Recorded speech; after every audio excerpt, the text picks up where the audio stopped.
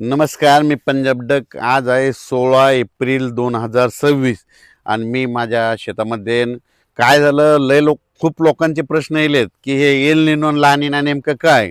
तर त्याच्याबद्दल माझी सर्व शेतकऱ्याला विनंती आहे, मी तुम्हाला सविस्तर सांगणार आहे. हे मुद्दाम स्पेशल चांगला व्हिडिओ आहे का, कारण की एल निनो ला निना विषयी इतकं सविस्तर तुम्हाला कोणता तज्ज्ञ सांगणार नाही.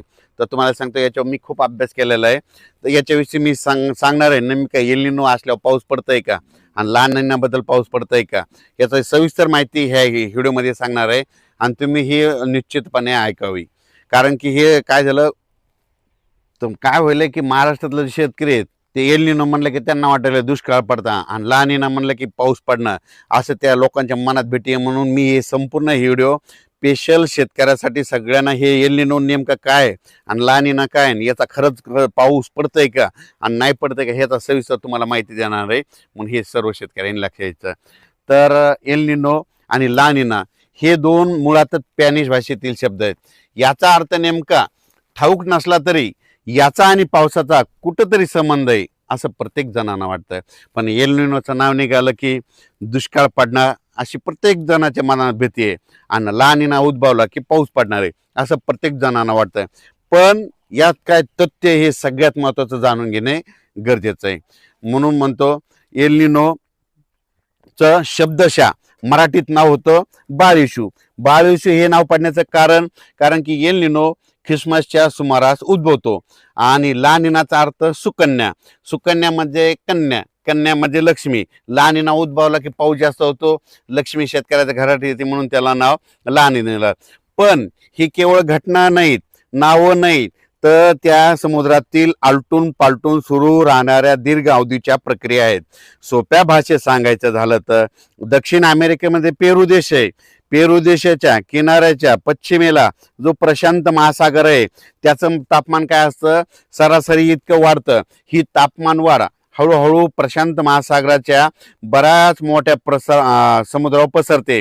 जेव्हा समुद्राचं तापमान अर्ध्या अंशानं वाढतं तेव्हा सौम्य एल निनो झालं असं जाहीर केलं जातं. ही तापमान वाढ 2 अंशानं वाढली तर त्याला अतितीव्र एल निनो निर्माण झालं जाहीर केलं जातं. मध्यंतरी एल निनो अतितीव्र असा गणला जातो. पण आता हे सगळ्यात महत्वाचं, एल निनो जे प्रबळ होतो ना तो वर्षा अखेरीस म्हणजे ख्रिसमसच्या सुमारास होतो, म्हणजे ज्यावरून त्याला हे नाव एल निनो पडलं. पण बऱ्याच आधी मे जूनच्या महिन्यात त्याला वेध लागता, त्याच्या सुमारास भारतावर मान्सून येतो, म्हणून एल निनोचा प्रभाव पडू शकतो असं म्हणतात. ला निनाच्या बाबतीत उलट आहे. ला निना नेमकं काय, ते पेरू देश आहे. पेरू देशाच्या किनाऱ्याच्या पश्चिमेला प्रशांत महासागर आहे. त्या तापमान काय होतं, त्याचं तापमान सरासरी इतकं कमी होतं, त्या समुद्राचं पाणी थंड थंड होत जातं. मग थंड झाल्याच्या नंतर ला निना उद्भवला म्हटलं जातं आणि आपल्या भारतावर पाऊस पडतो असं म्हणतात. पण एल निनो आणि ला निना ह्या ज्या दोन गोष्टी आहेत ह्या दरवर्षी नाही तर साधारणपणे 5 ते 7, 10, 15 वर्षात कधीतरी एकदा उद्भवतात. अनेक वर्षी प्रशांत महासागराचं तापमान सरासरी एवढंच राहतं, मग एल निनो नसतं आणि ला निना नसतं.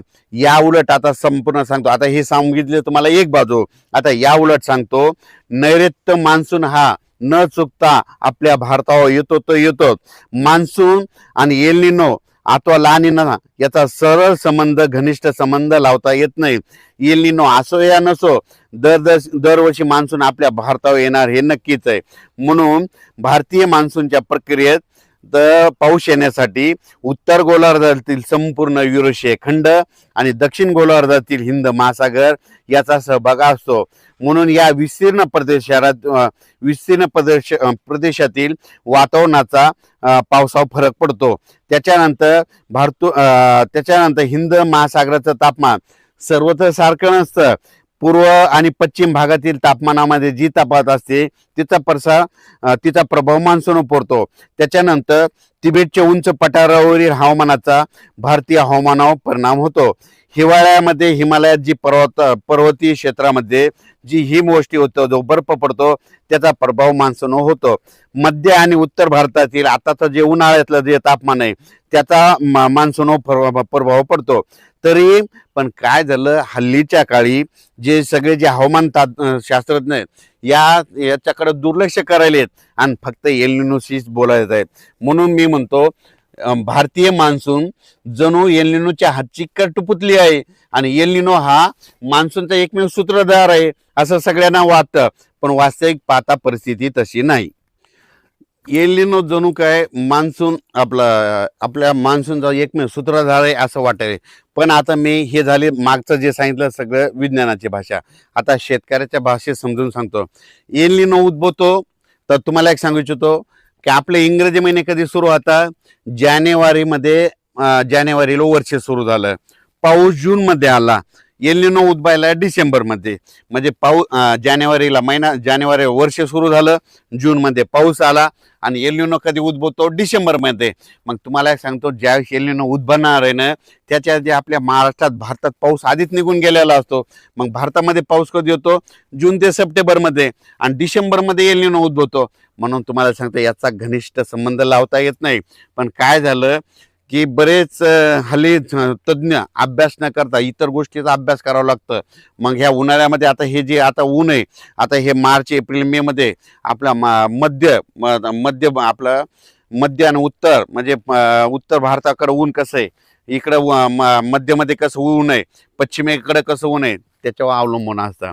पण तुम्हाला एक सांगतो, आणखीन परत एक सांगतो, आपला जानेवारीमध्ये वर्ष सुरू होतं, पाऊस जूनमध्ये येतो आणि एल निनो कधी उद्भवतो, डिसेंबरमध्ये कधी उद्भवतो, डिसेंबरमध्ये तिथं दक्षिण अमेरिकेमध्ये पेरू देश आहे ना, त्या समुद्राचं पाणी तिथं गरम होतं आणि ते गरम झाल्याच्या नंतर तुम्हाला एक सांगतो, वास्तविक पाहता तिथं जर गरम झालं तर तिथं हवेचे कमी दाब तयार होतात आणि त्या भागामध्ये पाऊस पडतो.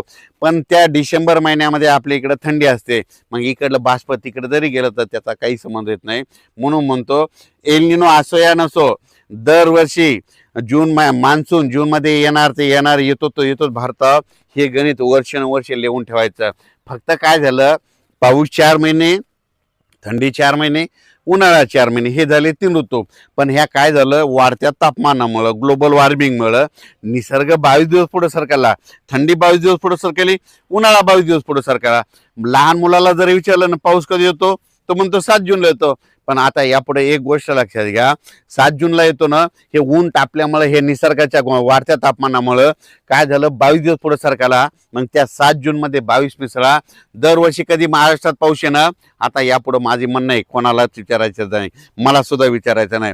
त्या 7 जूनमध्ये काय करा, 22 मिसळा, म्हणजे जवळपास दरवर्षी जूनच्या शेवटच्या आठवड्यात महाराष्ट्रात मान्सूनचा पाऊस येणार, हे वर्षानुवर्षाच लिहून ठेवा. तर बऱ्याच शेतकऱ्याचे पुन्हा एक प्रश्न आलता,